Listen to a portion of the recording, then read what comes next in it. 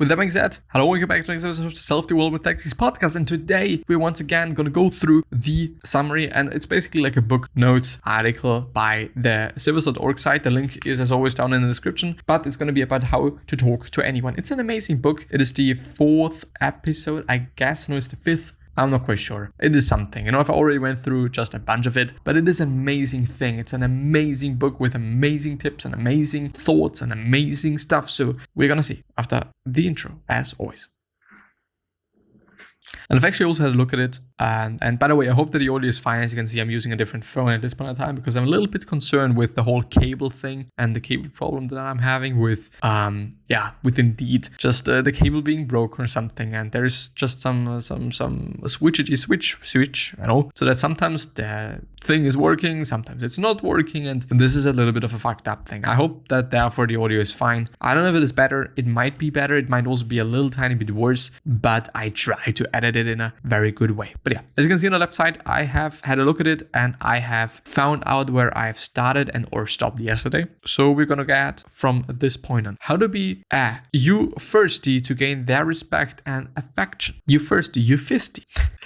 And I actually should have something because I have seen, there it is. I'm gonna have something over here so that it is not that bad. I hope it's not bouncing or it's not muffled now or something, because now it's gonna be fine. I'm just taking it because if I'm loading and stuff and I do this, then it's just really loud and not good and stuff. So we're gonna keep it in that way. Yeah.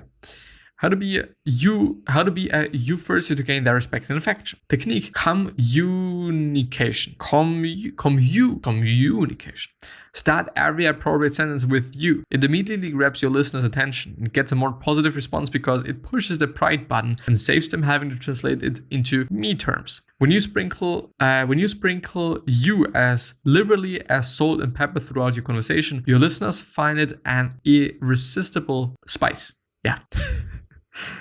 Suppose you said, Jill, you will really love this new Indian restaurant. Will you join me there this evening for dinner? Phrasing it that way, you've already subliminally answered Jill's question, and she's more apt to give you a quick, yeah, motherfucker. So I think it makes sense because we all are so into ourselves. Like, it is insane. Even though the thing that I then often have to think about is whether, it's not always going to be the case. Not everyone loves themselves. Not everyone is like just so into themselves and stuff. And yeah, you know what I mean. But yeah, I think subconsciously we are really into ourselves. Whether I don't know. It would actually be quite of an interesting thing whether this is also the case with people that are tiny bit depressed and stuff, people that really are not like that confident and whatever. If they are also like, well, I'm the best and I'm so good and I'm just subconsciously, not really actively and consciously and stuff, but can you please go away? Okay, I have seen that, I've recognized that. So yeah, you hear me? Hello. Anyway. How to make them feel you don't smile at just anybody. I still wonder, motherfucker. I still really wonder how he's able to come up with those quote-unquote hilarious, headlines. Technique, the exclusive smile. If you flash everybody the same smile, and this is something that he already talked about. But yeah, anyway, we will see. If you flash everybody the same smile like a Confederate dollar, it loses value. When meeting groups of people, grace each with a distinct smile. Let your smile grow out of the beauty big players find in each new face. If one is indeed phase. I thought about phase, like first phase, the second phase, the third phase of a game or whatever. If one person in the group is more important to you than the others, reserve an especially big fluting smile just for him or her. I don't know if this is that good. I really don't know, because the other people are going to be like, oh, what's going on there? I also want to have that big of a smile. Why am I not getting such a big of a smile? So therefore, I'm not sure. They might feel like, oh, he's such a motherfucker. He only wants to bang her, so he's just nice to her. But of course, who gives a shit what they think? Have you ever seen those low-budget mail-order fashion catalogs that use the same model throughout? When she's engulfed in a wedding gown, is it gone? Isn't it gone? Whatever. Or partially clad in a bikini, her face sports the same plastic smile. Yes, indeed. Looking at her, you get the feeling if you wrapped on her... Looking at her, you get the feeling if you rapped on her forehead, a tiny voice would come back saying, nobody's in... How the fuck do you come up with such a fucked up thing? I really want to repeat it once again. If you rapped, and indeed I think it is about rapping, on her forehead, a tiny voice would come back saying, nobody's in here. Go away, motherfucker. There's nobody. Because she's a dumbass motherfucker. Whereas models in more sophisticated magazines have mastered a myriad of different expressions, flirtious, I've got a secret smile on one page, I'm sorry, a quizzical. Is quizzical a word? I don't think so. Quizzical, I think I'd like to get to know you, but I'm not sure smile on next, and a mysterious Mona Lisa smile on the third. You feel there's a brain running the operations somewhere inside that beautiful head. But the first one you gotta have to think like, what is that? There's nothing in a brain. And then people being like, well, I'm having such a big brain, even though it doesn't change anything. Whether it is big or whether it is small, doesn't have to say anything about if you're intelligent, if you're not intelligent, and that stuff, But I'm not referring to other YouTubers, by the way. I don't give a shit. How to avoid sounding like a jerk? By not being a jerk. But I'm really interested in this one because I sometimes feel that it could be the case that a lot of people do quote unquote struggle with it, even though they don't even notice that. I think it is one of the worst things to happen to one, I guess, if you really indeed sound like a fucking piece of shit and you're actually not, but you just didn't mean it in that way, but you've just poorly communicated something indeed so that you can assume that, I guess, or something. I'm not sure. Well, how to avoid sounding like a jerk. Technique: don't touch a cliche with a 10-foot pole. Be on guard. Don't use any cliches when chatting with big winners. Don't even touch one with a 10-foot pole. Never, ? Not even when hell freezes over, ? Not unless you want to sound dumb as a doorknob. Instead of calling up a cliche, roll your own clever phrases by using the next technique. I like the book. Because, I don't know, I think stuff, and this might also be reflected in the podcast episodes, I don't know, always being serious and always just, even though it is about a serious topic, even though it is about a really important topic as well, it doesn't necessarily always have to be serious. Can also be just not serious. How to use motivational speakers technique to enhance your conversation. Technique: use John Smith's jive, whatever. Whenever you're standing behind a podium facing thousands facing thousands, or behind the barbecue grill facing your family, you will move, assume, and motivate with the same skills. Read speaker's book to cull quotations, pull pearls of wisdom, and get gems to tickle their tiny bones. Find a few bon mots to let casually slide off your tongue on chosen occasions. If you want to be notable, dream up a crazy quotable. Okay, make him rhyme, make him clever, or make him funny. Above all, make him relevant. I'm not sure. I do still wonder how many people are actually doing that, because it makes sense. It makes sense that you just have some things to say. And I think this is also a pretty good way to just sound more like you're smart and stuff.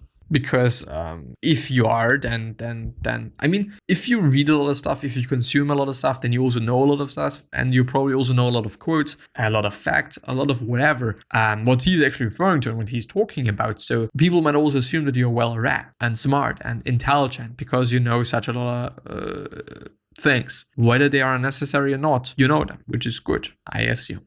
But yeah, indeed, I still do wonder how many people are doing that, since it is something that makes sense. But on the other hand, it is I don't know, I'm not going to read a book just based on, okay, I'm going to sound cool to other people.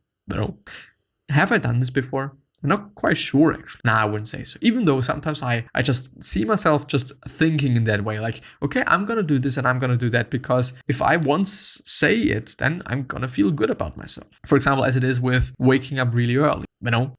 For me, it is good because I'm more productive in the early morning hours, But on the other hand, it is also just a cool thing to say, I woke up at 6 a.m. What about you, motherfucker? 8 a.m. Oh, I fucked you. Of course, how to... It is so strange.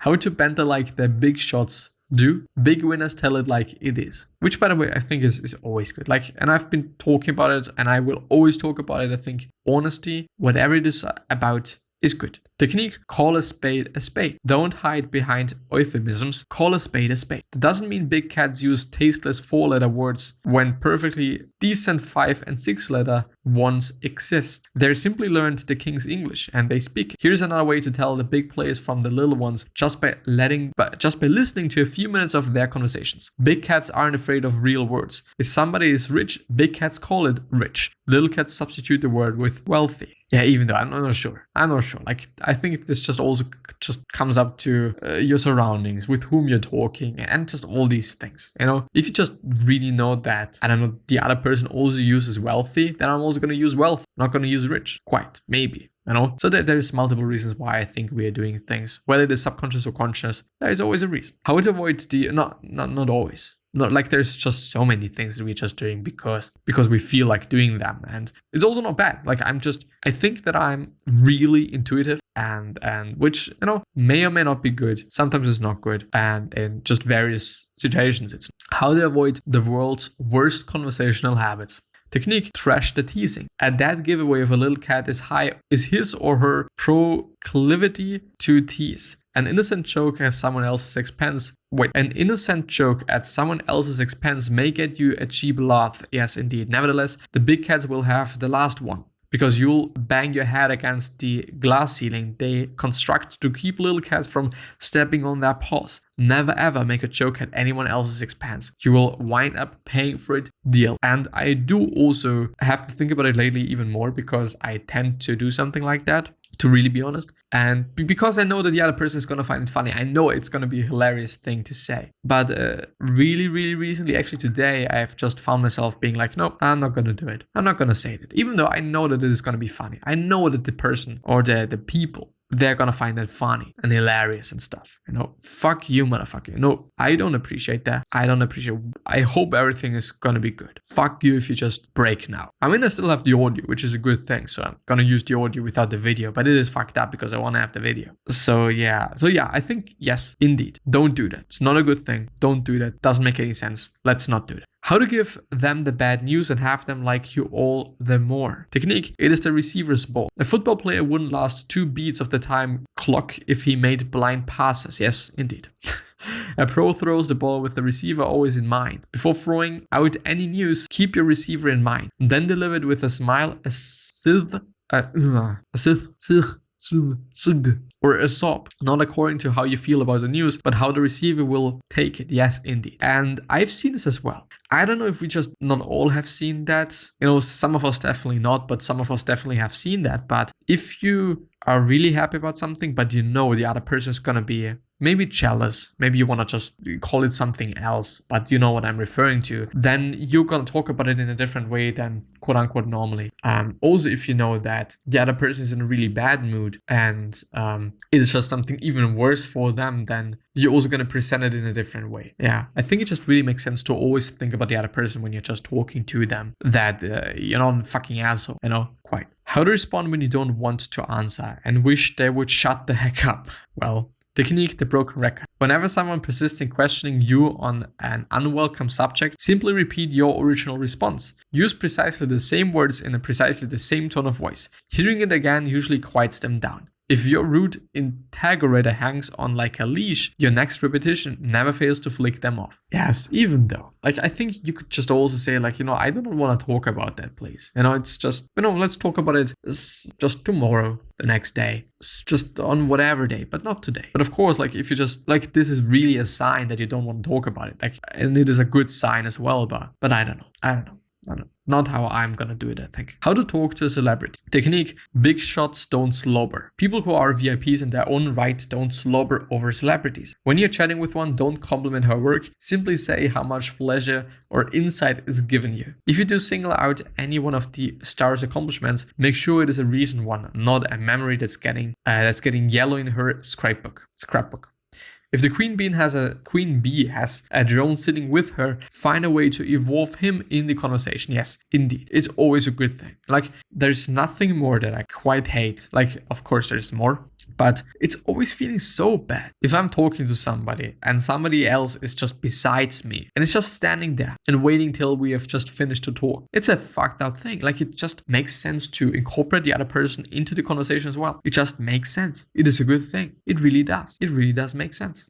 And I love this book so much for that, because I don't like all these things that sometimes I'm definitely forgetting about. Like, I'm not gonna lie, I just also forget about these things, but it's just nice to get to just remember them once again and be like, well, yes, makes sense, I should be doing this more or less, or just both, maybe. Who knows? I don't know. Who knows? How to make them want to thank you. Just give them something to thank you, not just make something amazing.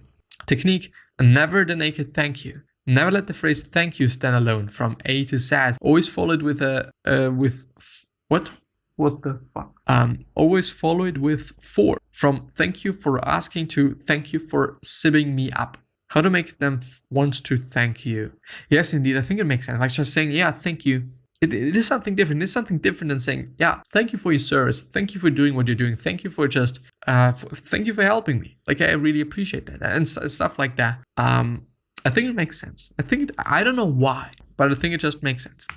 The next section would actually be part 4, how to be an insider in any crowd. And there's a lot of stuff to go. I'm such a dumbass. I shouldn't have done this. Part 5, no. Part 4, how to be an insider. We could actually not finish up with this one today, I guess.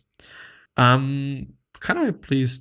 Yeah, I think I'm gonna end the episode there. I don't know why. I've actually just recorded, I think, 2 really short episodes today, some kind of. But yeah, the question of today. The question of today is weather. I'm always starting with weather. Okay, I'm gonna pick something else. I'm gonna pick whom. Yes, whom would you really love to just tell that you're really thankful for whatever they're doing, or that you really like them, if you really like them, that you really appreciate what they're doing, if you really, whatever it might be. Whom could it be? And if there's a person, why aren't you doing it? What is the downside of it? And if you see that downside is actually not that of a downside, or just the possibility, well, the possibility could be 50-50, could be just something else as well. But please think about it. Please just make somebody's day good, I guess. In the end, even though it's also been the question of the last episode and stuff that I've recorded just before. But I think it makes sense. I think it is a good thing. I like it, I guess. So yeah, I'm going to see you the next time. I at least hope so. I wish you the best health, happiness, and also success. And also hope that you're going to remind yourself and you're going to be remembered. It basically means your legacy. It basically means just being a nice person and being remembered as a nice person. And yeah, 3 other questions that I have for you are, why are you here? What are you trying to change? And what is bothering you the most? These 3 questions are hopefully going to show you your purpose and maybe even a business idea, which is a nice thing, which is a good thing. And yeah, I'm hopefully going to see you the next time. Thank you very much from the bottom of my heart. And yeah, bye-bye.